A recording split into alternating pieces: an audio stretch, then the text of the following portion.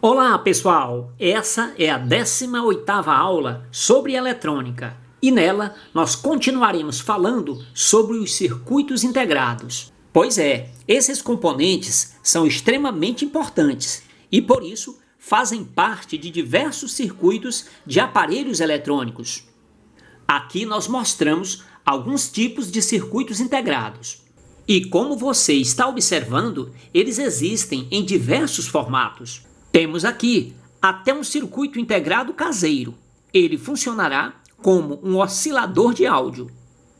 E ao observar esse componente, você pode estar se perguntando: e por que ele tem tantos terminais? E por que uns têm mais terminais que outros? Então, assim como o próprio CI, cada um de seus terminais também tem uma função específica. Pois é, um terminal serve como positivo da alimentação, outro como negativo, outro como saída, outro como controle, e por aí vai, dependendo de quantos terminais ele tenha e para que ele foi fabricado. Além disso, ele é um componente muito sensível, por isso devemos respeitar os limites de cada um desses terminais. Caso contrário, podemos estar colocando em risco o bom funcionamento ou até mesmo a perca total desse componente. Por isso, sempre que for preciso, devemos consultar os manuais fornecidos pelos fabricantes. E hoje está muito fácil de fazer essa consulta. Basta digitar o seu código na internet que você ficará sabendo tudo sobre esse componente. Veja na prática. Como nós já mostramos no outro vídeo, cada CI é desenvolvido com uma determinada função e às vezes, acrescentando alguns poucos componentes, obtemos circuitos bem interessantes, como o nosso já bastante conhecido teclado eletrônico experimental. Veja, ele é composto por um CI 555, que é bastante usado como um temporizador, mas aqui ele está funcionando como um oscilador de potência.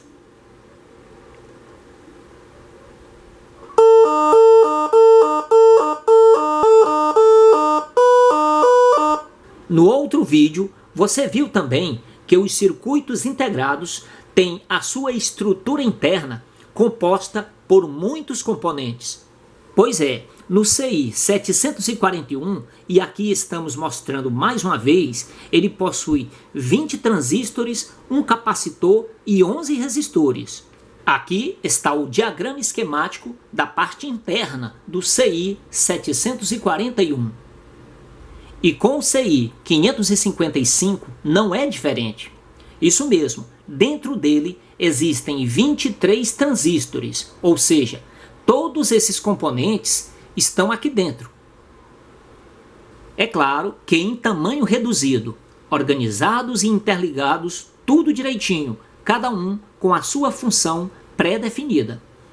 E como já dissemos, esse circuito integrado caseiro serve como um oscilador de áudio, e que mesmo apesar de simples, se acrescentarmos uns poucos componentes, podemos fazer alarmes, sirenes e outras coisas. Esse circuito integrado, ele tem 3 terminais. O terminal aqui de cima é o positivo, o do meio é a saída e esse aqui de baixo é o terminal negativo. Então, aqui nós já ligamos 3 componentes: o alto-falante, o interruptor de pressão e a fonte de alimentação, que é 9 volts. Portanto, quando pressionarmos aqui o interruptor de pressão, o alto-falante vai emitir o som.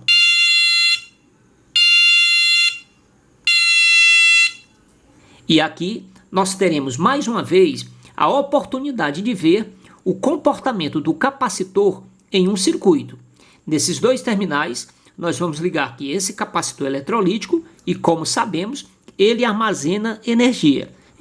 Então, aqui nós já ligamos o capacitor eletrolítico ao circuito, observando as polaridades. Veja, o negativo do eletrolítico ligado ao negativo do circuito integrado. O positivo do capacitor eletrolítico ligado ao positivo do circuito integrado. Então, a gente vai observar que quando pressionarmos aqui o interruptor, o alto-falante vai emitir o som. E mesmo que a gente solte aqui o interruptor, o som continuará, pois a energia armazenada no capacitor vai fazer com que ele continue funcionando. Observe.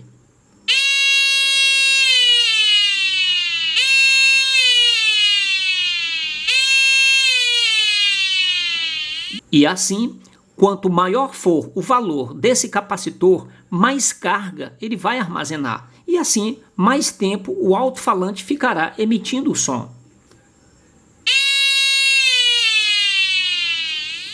Veja na prática. Retiramos aqui esse capacitor, que era de 3.300 microfarad, que estava aqui, e substituímos por esse, que é de 1.000 microfarad. Então, como ele vai armazenar menos energia, o alto-falante, depois que nós tirarmos o dedo aqui do interruptor, vai parar mais rapidamente. Observe. Como ele armazena menos energia, o som para mais rapidamente.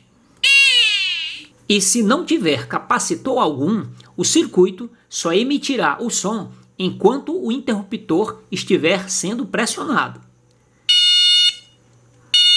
Se tirarmos o dedo, o som para automaticamente. Nós já dissemos que os circuitos integrados são formados por vários componentes, e com esse aqui não é diferente. Veja quantos componentes tem esse circuito integrado. Vamos aqui retirar, ó. Aqui está a parte interna do circuito integrado. Veja, dentro dele nós temos dois transistores. Esse aqui é PNP, é BC558. Esse aqui NPN, pode ser o BC548 ou o BC549. Temos também um capacitor cerâmico e dois resistores. Portanto, um circuito integrado bem simples, mas formado por 1, 2, 3, 4, 5 componentes.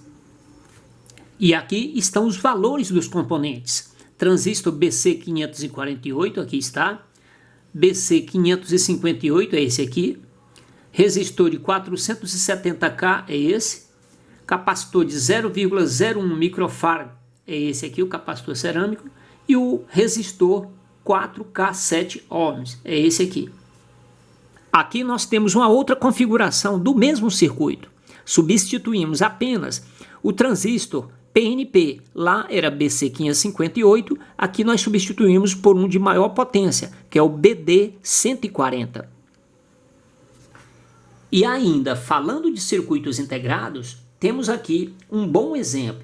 Trata-se do regulador de tensão. É um circuito integrado muito utilizado e muito importante. Então, esse circuito integrado é o 7805. O que ele faz? Ele vai receber, nesse caso aqui, saindo dessa fonte de alimentação, 12 volts, aqui a tensão de entrada 12 volts, entra por esses dois terminais. Por esses outros dois terminais, que é o vermelho e preto, sairá uma tensão regulada, estabilizada, em torno de 5 volts, muito próximo de 5 volts. E agora nós iremos ligar aqui a fonte de alimentação, que é em torno de 12 volts, e lá na saída vai ser em torno de 5 volts, algo muito próximo de 5 volts. Então aí está, 4,99 volts. Veja também que experiência bem legal dá para fazer com o CI 4011. Então, quando tocarmos nas garras de jacaré, o LED começará a piscar. Quando nós tirarmos os dedos, mesmo assim, por alguns segundos, o capacitor vai estar carregado de energia e o LED continuará piscando. Veja. O capacitor está carregado, por isso ainda demorou algum tempo para ele apagar. Aqui nós temos um cano de PVC cortado, depois nós adesivamos e colocamos 60 parafusos. Cada um desses parafusos com o seu respectivo número. Então, do 1 até o 60. Observe que cada parafuso, na parte interna do cilindro, passou uma parte dele com a ponta, né? Para que serve? Para que a gente pegue a garra de jacaré e prenda em uma dessas pontas, né? Você escolhe qual parafuso quer prender. Aqui nós prendemos no parafuso 14. Ó. Então, se nós tocarmos no 14 e no outro parafuso que ainda vamos escolher, o LED vai começar a piscar. Se escolhermos aqui essa garra de jacaré vermelha para prendermos no parafuso 59, então o LED vai acender quando tocarmos no 59 e no 14. O 14 está aqui, o 59 está aqui. Olha lá o LED em cima das pilhas, como ele vai piscar. Se soltarmos, ele vai parar. Dessa forma, a gente seleciona 2 parafusos para prendermos as garras, né? Colocamos o circuito com as pilhas dentro do cilindro, fechamos e fica uma brincadeira para ver quem consegue descobrir esse par de parafusos que faz com que o LED acenda. Observe, colocamos todo o circuito dentro do cilindro, feito de cano de PVC. Essa tampa aqui de móvel tubular vai servir para tapar aqui o cilindro. Portanto, esse LED vai acender quando tocarmos naqueles 2 parafusos que nós já sabemos, que é o 14 e o 59. Quando tocar, o LED começa a piscar. Se nós soltarmos, ele ainda permanece aceso por alguns segundos.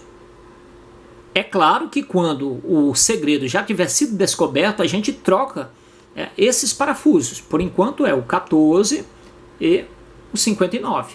Quando for descoberto, a gente abre o cilindro, é fácil, ó, e prende as garras em outros parafusos que você considere mais difíceis de serem encontrados. E assim a gente finaliza mais esse vídeo. Agradecemos a sua atenção e pedimos a você que ainda não se inscreveu em nosso canal, por favor se inscreva e receba em primeira mão todas as novidades que estaremos postando aqui em nosso canal. Um grande abraço e aguarde os nossos próximos vídeos.